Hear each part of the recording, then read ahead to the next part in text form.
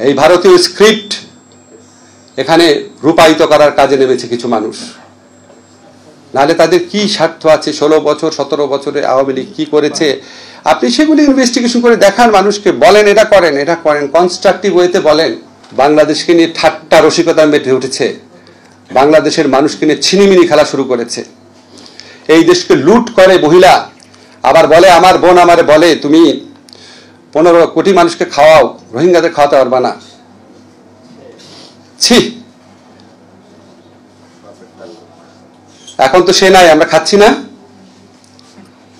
আমাদের কি উচিত? আমাদের উচিত তারা বাংলাদেশকে যেভাবে লুট করেছে এই লুটের অর্থ ফেরত আনা, লুটের চিত্র মানুষের কাছে তুলে ধরা।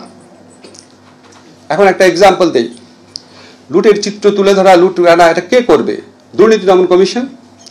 এটা কোন দুর্নীতি দমন কমিশন করবে? আওয়ামী লীগের করা দুর্নীতি দমন কমিশন ওরা করবে এটা? তাহলে আমার একটা দুর্নীতি দমন কমিশন গঠন করা দরকার।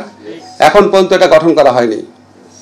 এখন আমরা যখন গঠন করার দিকে এগোচ্ছি, এখন সমালোচনা হচ্ছে ওই ফ্যাসিস্টদের রেখে যাওয়া আইনে কেন আপনারা করছেন। আরে ভাই, আবার একজন একটা বক্তব্য শুনলাম, বললো যেরকম পিপিজিপি সরকারি কৌশলী তাদেরকে নিয়োগ দিয়েছি।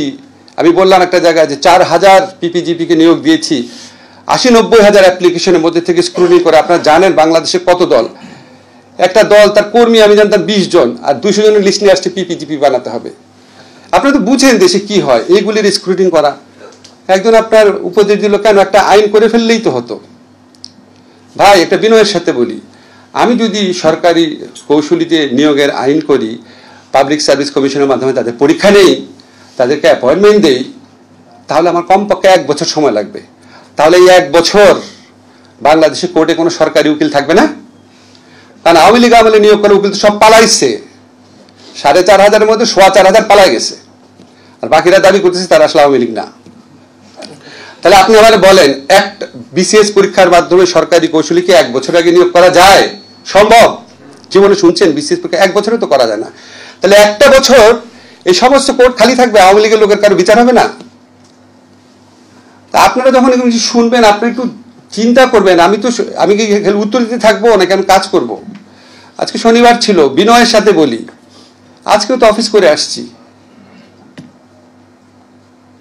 10টার সময় অফিসে আসছি, অফিস থেকে এখানে আসছি। আমি কি কাজ করব? সবাই করে, শফিকও করে, প্রফেসর ইউনূসও করে, শুক্রবার অফিস করে, সবাই করে। আমাদের প্রত্যেকটা উপদেষ্টা আমি আপনাদেরকে কনফার্ম করছি, অনেককে ভিজিবল দেখেন না, হয়তো খুব বেশি ওনারা পরিচিত না, অনেক কিছু প্রচার করেন না। আমি আজকে আদিল ভাইকে ফোন করলাম, উনি চিটাগাঙ্গে গেছে কাজে, মিনিস্ট্রির কাজে, সন্ধ্যার সময় আসবে। একটা জিনিস একটু বুঝার চেষ্টা করবেন, পলিটিক্যাল গভর্নমেন্ট যখন দেশ চালায়, তার পিছনে একটা বিরাট পলিটিক্যাল পার্টি থাকে, বিরাট ফোর্স থাকে, একটা গ্রুপ হিসাবে তারা বছরের পর বছর পলিটিক্স করতে থাকে। আমরা কেউ কাউকে ঠিক মতো চিনি না, অল্প কয়েকজনকে চিনি, একসাথে আসলাম, অল্প কয়েকজন মানুষ। আর এই বিপ্লব পরবর্তী সময়ে মানুষের অনেক এক্সপেকটেশন থাকে, অনেক রাগ থাকে, অনেক ক্রোধ থাকে, অনেক হিংসা থাকে, অনেক অবিশ্বাস থাকে, অনেক প্রত্যাশা থাকে, অনেক স্বপ্ন থাকে, স্বাভাবিক সময় যেটা অনেক অনেক অনেক গুণ বেশি। এগুলি ম্যানেজ করা সোজা না। সোজা যদি হতো তাহলে তো আরব দেশগুলোতে বিপ্লবের পরে এই অবস্থা হতো না, ইতিহাস তো এটা বলে না। তো ধরেন আমাদের কাজের সমালোচনা করবেন, কোনো সমস্যা নাই, বলবেন যে ঠিক আছে আমার কিছুই পারতেছি না, ফাইন।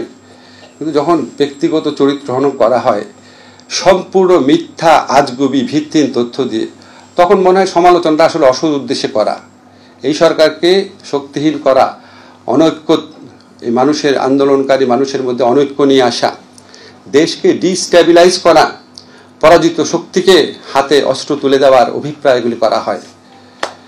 এবং তখন মনে হয় এই দেশকে ঘিরে আমাদের এক প্রতিবেশীর যে স্ক্রিপ্ট আছে না, এই দেশে আমরা এই শেখ হাসিনা চলে গেলে দেশ আর কেউ চালাইতে পারবে না, অথবা দেশ উগ্রবাদীদের খপ্পরে পড়বে, তার কোনো বিকল্প নাই। এই ভারতীয় স্ক্রিপ্ট এখানে রূপায়িত করার কাজে নেমেছে কিছু মানুষ। নাহলে তাদের কি স্বার্থ আছে? 16 বছর 17 বছরে আওয়ামী লীগ কি করেছে আপনি সেগুলি ইনভেস্টিগেশন করে দেখান, মানুষকে বলেন এটা করেন, কনস্ট্রাকটিভ ওয়েতে বলেন।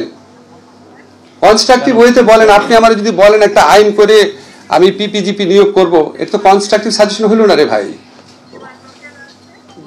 আমাকে কনস্ট্রাকটিভ সাজেশন দেন, আমি কি করতাম? আমি কোর্ট খালি রাখতাম? কি করতাম? আপনাদের সবার কাছে প্রশ্ন করলাম, কি করতাম? আমি কি করব? এখন আমাদেরকে যদি আরো সমর্থন করেন, কনস্ট্রাকটিভ সমালোচনা করেন, ঠিকমতো গাইড করেন, এই সরকার যদি সফল হয়, আমরা এই ফ্যাসিস্ট শেখ হাসিনা রেজিমের প্রত্যাবর্তনের স্বপ্নকে ধূলিসাৎ করতে পারবো।